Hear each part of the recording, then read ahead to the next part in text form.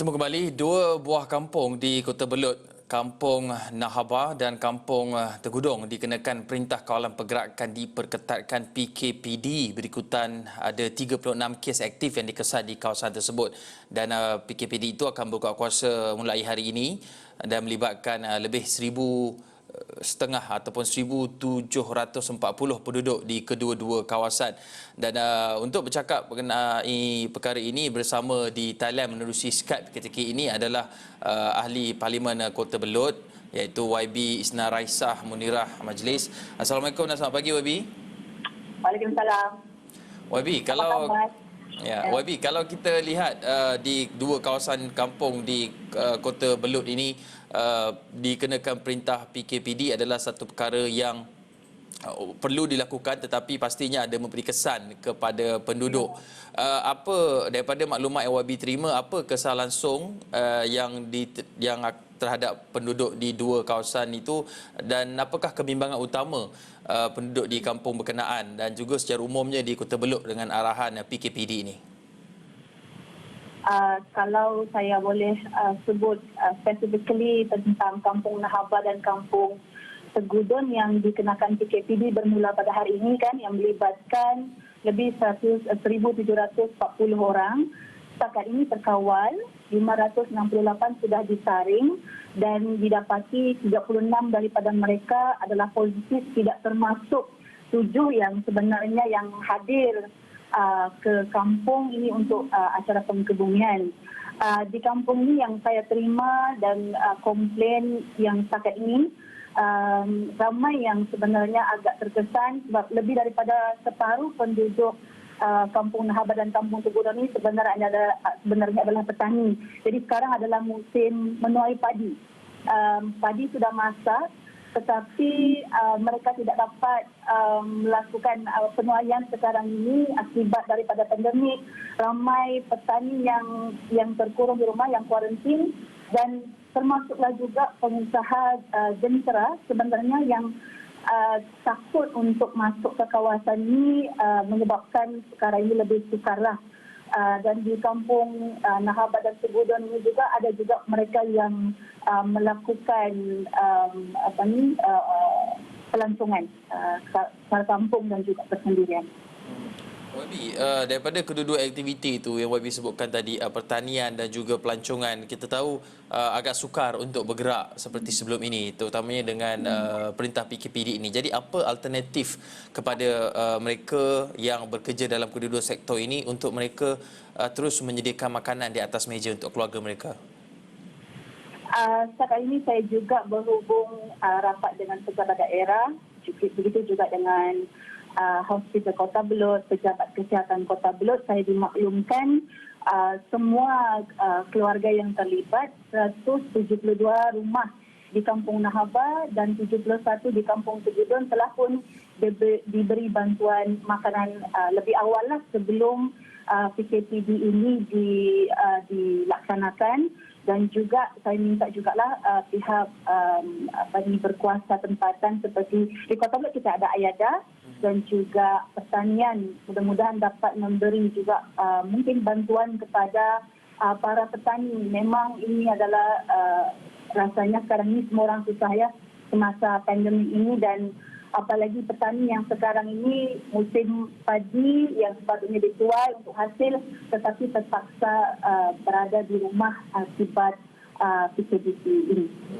YB, kita serba maklum bahawa tempoh pandemik COVID-19 ini PKPP ataupun PKPD ini satu saat yang sukar. Tetapi penting untuk kita bangkit semula melawan COVID-19 ini dan meneruskan kehidupan kita. Bagaimana kita boleh bangunkan semula, terutamanya kita lihat orang Sabah ini mempunyai semangat yang berbeza ya, untuk mereka bangkit semula selepas COVID ini, terutamanya di negeri Sabah sudah mula menunjukkan tanda-tanda ianya dapat dikawal.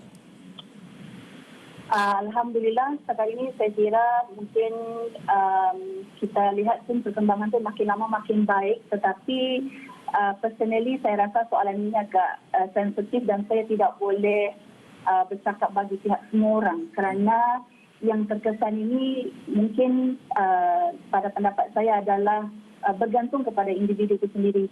Sebab bila kita bercakap tentang COVID-19, kalau di Sabah bukan sahaja isu kesihatan, bukan sahaja tentang peralatan perubatan dan kesihatan, tetapi kita sangat terkesan dari segi infrastruktur, dari segi internetnya. Saya ada cakap banyak tentang perkara-perkara ini dalam bahas belanjawan baru-baru ini, di mana kita pandemik COVID-19 ini sebenarnya menunjukkan jurang yang sangat tinggi antara Sabah dan juga Sabah Sarawak dan juga Semenanjung. Jadi ramai yang saya kira lebih kepada terkesan dari segi sosioekonomi yang kehilangan peluang pekerjaan, yang petani juga tidak dapat menguruskan sawah padi mereka. Jadi saya kira it's unfair lah juga untuk saya sebut kita semua boleh pulih.